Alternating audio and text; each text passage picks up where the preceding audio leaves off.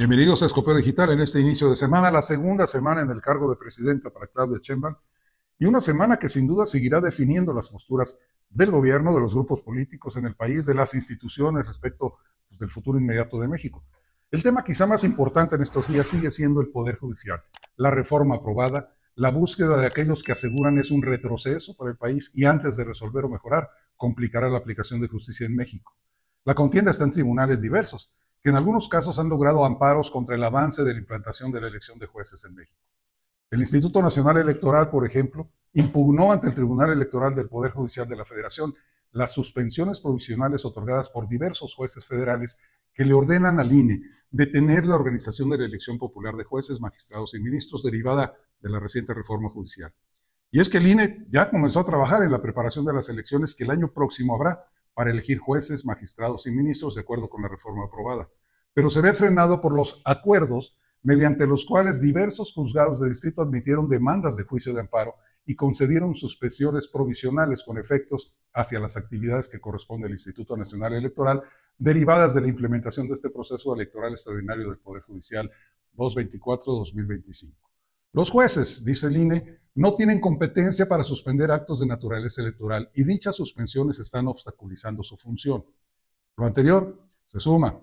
A fines de la semana pasada, la Suprema Corte de Justicia de la Nación determinó atraer la consulta presentada por jueces y magistrados para que los ministros del máximo tribunal analicen si se tiene o no facultades para frenar o modificar la reforma judicial que establece esta elección de juzgadores por voto popular. El Senado, la propia presidenta han dicho que habrá elecciones el próximo año con este propósito, y el INE tiene pues pocos meses para preparar lo necesario para llevar a cabo esta elección en junio del año que entra. Lo que la Corte decidió por 8 votos a favor, el revisar los procedimientos, causó por supuesto mucho ruido en el ambiente político y social del país. Provocó que saliera el oficialismo no a defender la reforma ya, sino a cuestionar el actuar de los ministros. El presidente del Senado, Gerardo Fernández Noroña, menos enfático de a como nos tenía acostumbrados, pero muy contundente, lo afirmó. ¿Qué se creen? ¿Qué les pasa? En su desesperación se quitan la máscara y se asumen, pues ya solo les falta que son creyentes, se crean por encima de la divinidad. No, bueno, lo que hay que oír. Entonces, ya lo dije en el pleno y lo dije en la rueda de prensa. Decida lo que decida la Corte, el primer domingo de junio se va a elegir por el voto universal, secreto y directo del pueblo a las personas juzgadoras. Punto.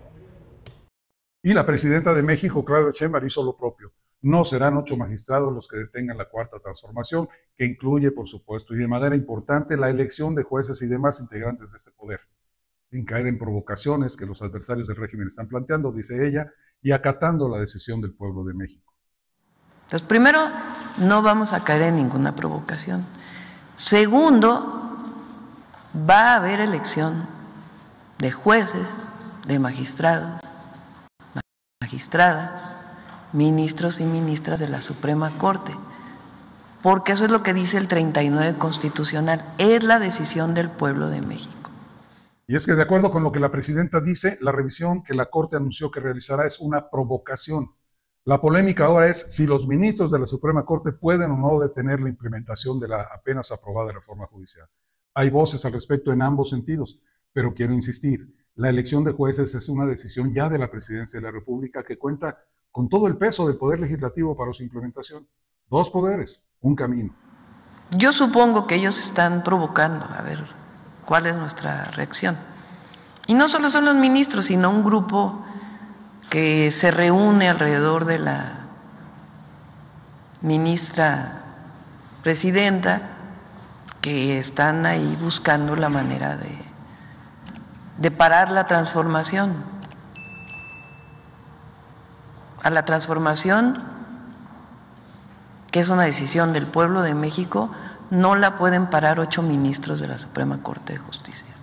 En el debate que se dio en la Corte se recordó que hace 10 años sucedió en el país lo mismo, pero los actores actuales jugaban un papel distinto. Los que pedían revisar el proceso constitucional de aquella reforma de hace 10 años eran los morenistas, los que ahora están en el poder.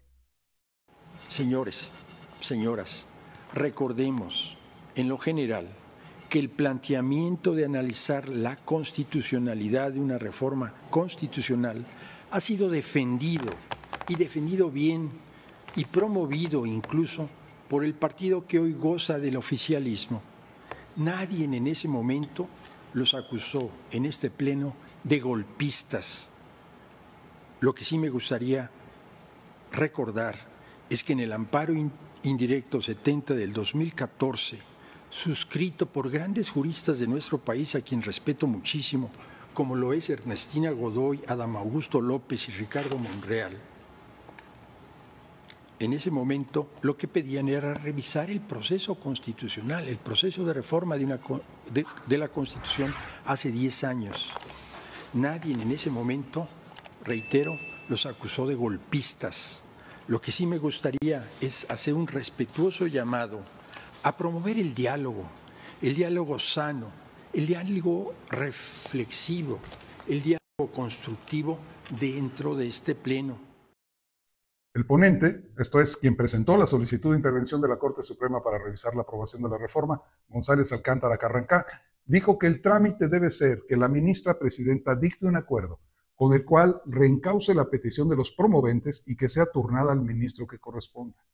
Bueno, vamos al día de hoy, 7 de octubre, mientras usted y yo platicamos aquí en Escopeo Digital, el gobierno de Claudia Sheinbaum presentó al Senado 2 propuestas más de reforma a la Ley General de los Medios de Impugnación en materia electoral y a la Ley General de Instituciones y Procedimientos Electorales.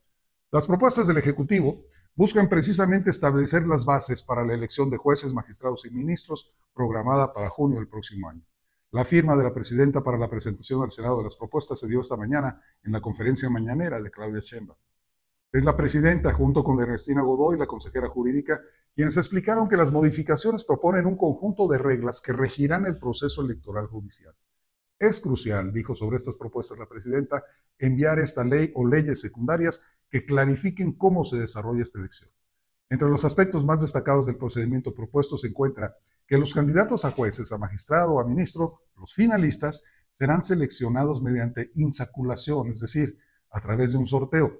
Habrá elecciones, habrá votación, habrá boletas, pero habrá también un sorteo. Y estas propuestas de hoy también establecen la organización de debates entre los candidatos. Debates que, de acuerdo con las propuestas presentadas hoy al Senado, serían organizados por el INE. Lo que se busca con estas propuestas es fortalecer la legitimidad del Poder Judicial del país y asegurar un proceso electoral claro y justo para la selección de sus máximas autoridades. El debate, la polémica, la participación de decenas de voces que pretenden detener o descalificar la reforma judicial y las decisiones y opiniones de los que la impulsaron y lograron aprobar, seguirá sin duda en las próximas semanas. Y aquí seguiremos atentos a compartir con ustedes el estado de la contienda semántica y epistolar con aquellas participaciones que no deben perderse de vista.